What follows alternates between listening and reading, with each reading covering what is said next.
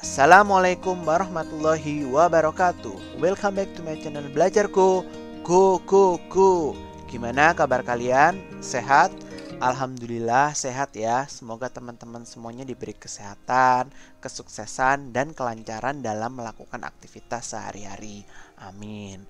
Sebelumnya saya ingin mengucapkan terima kasih yang sebesar-besarnya kepada teman-teman yang sudah menonton video dari kami, like dan komen, dan kami juga meminta maaf jika ada request teman-teman yang belum terpenuhi.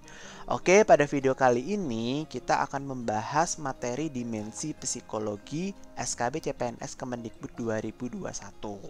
Nah, untuk mendukung channel ini supaya bisa berkembang dan terus support teman-teman dalam mempersiapkan SKB CPNS 2021, jangan lupa ya untuk subscribe dan aktifkan lonceng notifikasi channel Belajar Go supaya teman-teman bisa update terus video dari channel Belajar Go. Oke, langsung kita ke materi. Oke, sebelum masuk ke latihan soal, kita bahas dulu ya untuk kisi-kisi soal dimensi psikologi itu apa aja sih. Oke, yang pertama, soal dimensi psikologi ini mirip dengan soal tes kepribadian pada waktu SKD gitu. Jadi soalnya hampir mirip lah seperti itu. Namun di soal ini lebih ke pengambilan keputusan ya, pengambilan keputusan secara bijaksana gitu.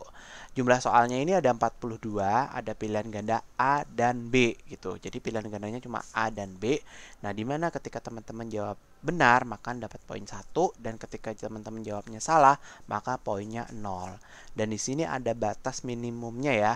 Jadi teman-teman supaya bisa lolos untuk SKB ini dimensi psikologi, jadi minimum nilainya benernya harus 8 soal tuh. Nah, di dimensi psikologi ini ada beberapa poin materi ya. Yang pertama yaitu terkait dengan integritas, yaitu sikap, keteguhan maupun komitmen teman-teman sebagai ASN. Lalu yang kedua itu keunggulan individu. Jadi setiap individu kan mempunyai keunggulan ya. Terus kemudian yang ketiga ada keunggulan sebagai pembelajar. Jadi sebagai individu ini kita juga memiliki kemampuan atau kemauan untuk melakukan pembelajaran. Yang keempat, penggerak perubahan. Jadi teman-teman sebagai ASN ini sebagai agent of change ya, gitu. Kemudian yang kelima yaitu kompetensi sosial. Jadi teman-teman gimana sih supaya kita bisa berbaur dengan lingkungan sosial gitu. Kompetensi apa yang kita miliki supaya kita bisa berbaur dengan lingkungan sosial gitu. Oke, lanjut ke soal. Soal nomor 1 tentang integritas. Anda adalah seorang ASN di Kemendikbudristek. Suatu hari, pimpinan Anda menyuruh Anda mewakili rapat penting bersama menteri untuk menyampaikan usulan program kerja. Namun, saat berlangsung rapat, tiba-tiba Anda mendapat SMS yang memberikan kabar bahwa ibu Anda masuk rumah sakit karena serangan jantung. Apa yang harus Anda lakukan? A. Meminta izin kepada menteri untuk keluar rapat dan segera berangkat ke rumah sakit untuk melihat kondisi ibu. B. Mengikuti rapat sampai selesai dan segera ke rumah sakit setelah jam kantor selesai. Nah, kira-kira jawabannya apa sih? Nah, kita bisa lihat dulu ya dari soal ini kata kuncinya apa sih gitu. Nah, kata kuncinya di sini kan Anda di sini ya. Anda ini kan mewakili rapat penting nih. Rapat penting untuk menyampaikan usulan program kerja gitu. Jadi Anda ini mewakili rapat penting ya, karena disuruh pimpinan untuk mewakili rapat penting. Jadi ketika Anda keluar dari rapat atau izin keluar dari rapat, siapa yang menyampaikan usulan program kerja? Tidak ada lagi gitu. Jadi Anda di sini dipercaya ya. Nah, ketika Anda mendapatkan kabar bahwa ibu Anda masuk ke rumah sakit, kira-kira apa yang harus Anda lakukan? Nah, dari pilihan jawabannya adalah yang B. Anda harus tetap mengikuti rapat sampai selesai dan segera ke rumah sakit setelah jam kantor selesai. Itu.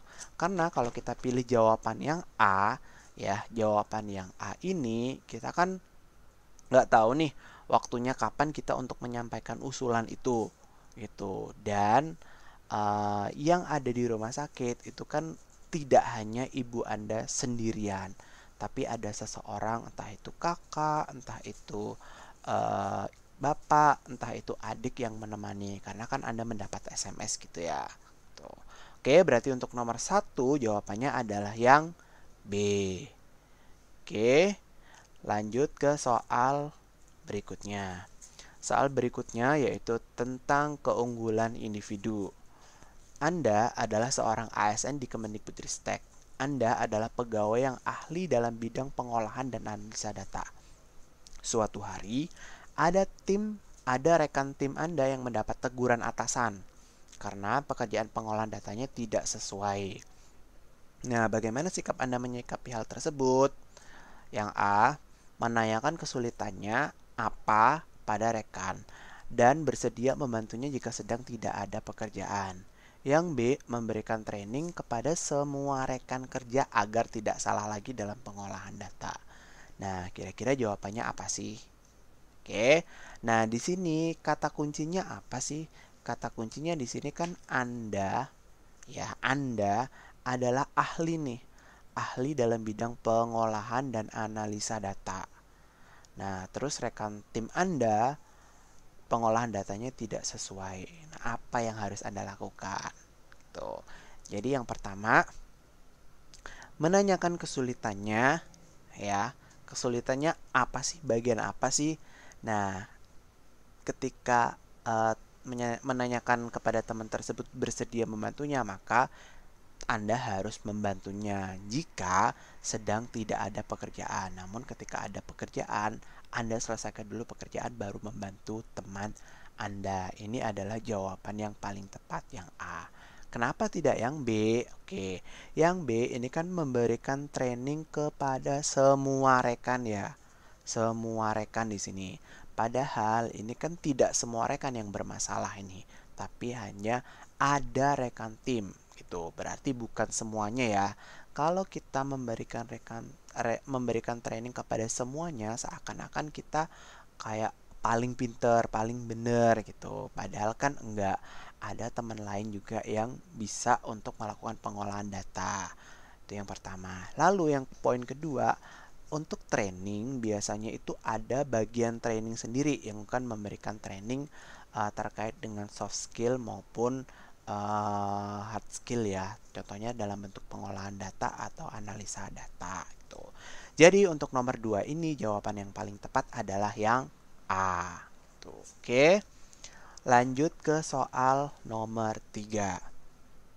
Soal nomor 3 ini tentang keunggulan sebagai pembelajar ya. Pada tahun ini, Anda dinobatkan sebagai pegawai ASN terbaik nih di Kemendikbudristek. Anda mendapatkan tawaran untuk mengikuti International Conference di Singapura sebagai hadiah atas pencapaian Anda sebagai ASN terbaik. Namun, acara konferen tersebut bertepatan dengan acara perayaan ulang tahun adik Anda. Nah, bagaimana sikap Anda? Gitu. Nah, ini A, menerima tawaran tersebut dengan senang hati. B, menolak tawaran tersebut karena Anda sudah berjanji untuk merayakan ulang tahun adik Anda. Gitu. Nah, dua-duanya ini juga benar gitu ya jawabannya. Nah, kira-kira mana sih yang paling benar gitu? Nah, ini kita lihat dulu kata kuncinya ya. Anda di sini kan sebagai ya dinobatkan sebagai pegawai ASN terbaik nih. Terus Anda mendapatkan tawaran. Nah, ini kan kesempatan ya. Kesempatan itu tidak datang 2 kali gitu. Kesempatan tidak datang 2 kali. Dan kesempatan itu langka. Apalagi ini kan acaranya International Conference ya di Singapura. Jadi di sini teman-teman juga akan mendapatkan wawasan yang berlabel internasional gitu. Tidak lokal lagi tapi labelnya ini sudah internasional. Pasti bisa diketahui ya bahwa wawasannya ini sudah global. Pasti banyak banget ilmu yang bisa kita dapat dalam mengikuti International Conference gitu. Nah, dalam kesempatan ini Anda harus menerima tawaran tersebut gitu karena ini kan kesempatan yang langka gitu. Jadi jawabannya adalah yang A gitu. Kenapa tidak yang B gitu? Nah, yang B Karena ini kan ada kesempatan. Kenapa harus kita tolak gitu? Karena ini kan nggak datang 2 kali gitu. Belum tentu tahun depan itu akan Anda dapat Anda dinobatkan sebagai pegawai ASN terbaik lagi.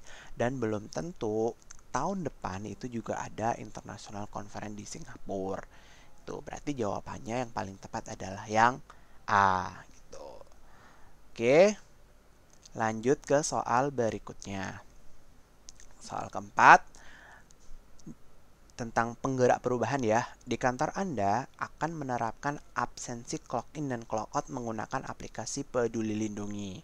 Di kantor Anda banyak pegawai yang sudah berumur dan tidak mau menggunakan absen aplikasi Peduli Lindungi karena MAPS-nya akan terus aktif dan memakan kuota. Sehingga banyak pegawai yang masih absen menggunakan absen manual sidik jari atau face detection. Nah, bagaimana sikap Anda menyikapi hal tersebut? Yang A, mengikuti aturan kantor untuk absen menggunakan aplikasi Peduli Lindungi. Yang B, mengusulkan meniadakan absen manual supaya beralih ke aplikasi Peduli Lindungi dan memanfaatkan WiFi kantor gitu. Nah, kira-kira jawabannya yang mana gitu. Nah, ini ada kata kuncinya ya. Di kantor ini kan akan menerapkan nih gitu ya. Menerapkan absensi menggunakan aplikasi Peduli Lindungi. Jadi mau nggak mau semua karyawan yang terlibat di kantor itu harus menggunakan aplikasi itu. Nah, di sini kan dicontohkan ada pegawai yang berumur kan, yang berumur dan tidak mau menggunakan aplikasi Peduli Lindungi. Karena apa? Karena memakan kuota dan masih bisa absen manual sidik jari gitu. Sehingga mereka lebih memilih manual sidik jari.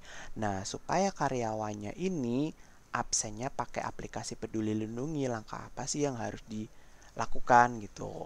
Nah, jawabannya adalah yang B. Mengusulkan meniadakan absen manual supaya beralih ke aplikasi Peduli Lindungi dan memanfaatkan WiFi kantor gitu. Kenapa tidak yang A? Nah, yang A ini itu semacam egois ya kita. Jadi kita aja nih yang bisa menggunakan, yang mau menggunakan aplikasi Peduli Lindungi. Tapi kita tidak melihat dari sisi pegawai yang sudah berumur tadi. Gitu. Oke, berarti jawabannya yang B ya. Oke, lanjut soal berikutnya. Soal nomor 5 tentang kompetensi sosial ya. Suatu hari Anda mendapatkan perintah untuk menjalankan suatu program pembinaan pendidikan di suatu daerah yang mayoritas penduduknya tidak mengetahui bahasa Indonesia, serta Anda juga tidak tahu bahasa daerah tersebut. Nah, langkah apa sih yang harus Anda lakukan gitu? A. Tetap menjalankan perintah atasan dan tetap menggunakan bahasa Indonesia yang baik dan benar. Yang B. Meminta bantuan kepala suku untuk menjadi penerjemah dalam menyampaikan program pendidikan gitu. Nah, di sini kan teman-teman harus menjalankan program ya, program pembinaan pendidikan kepada masyarakat di suatu daerah tersebut. Nah, ketika Anda dan masyarakat itu berbeda bahasa, jadi kan tidak nyambung nih ketika Anda bicara A, ternyata penduduknya nggak paham. Jadi kan tidak nyambung ya. Jadi harus ada penerjemah nih, penerjemah yang menyambungkan apa yang Anda sampaikan bisa tersambung kepada masyarakat gitu. Jadi jawaban yang tepat adalah yang B gitu. Jadi meminta bantuan kepala suku untuk menjadi penerjemah dalam menyampaikan program pendidikan gitu. Biasanya orang-orang yang dipilih menjadi kepala suku itu bisa berbahasa Indonesia gitu. Karena di sini kan dijelaskan ya, mayoritas penduduknya tidak mengerti bahasa Indonesia. Jadi kan ada minoritasnya ya, ada minoritasnya penduduk yang bisa mengerti bahasa Indonesia. Salah satunya mungkin dari kepala suku gitu. Jadi jawabannya yang B. Kenapa tidak yang A? Nah, yang tadi saya jelaskan, ketika teman-teman tetap menggunakan bahasa Indonesia yang baik dan benar, yang paham hanya kaum minoritas gitu. Yang mayoritas penduduknya tidak paham, tidak mengerti gitu. Nah, untuk memahamkan atau memberi pemahaman secara merata, jadi dibutuhkan penerjemah supaya masyarakatnya bisa paham keseluruhan. Jadi pilihan jawaban nomor 5 adalah pilihan jawaban yang B gitu. Oke, lanjut ke soal nomor 6. Nah, soal nomor 6 ini latihan ya buat teman-teman. Nah, silakan jawab di kolom komentar dan tulis alasannya. Kenapa sih teman-teman jawab A? Kenapa teman-teman jawab B? Oke?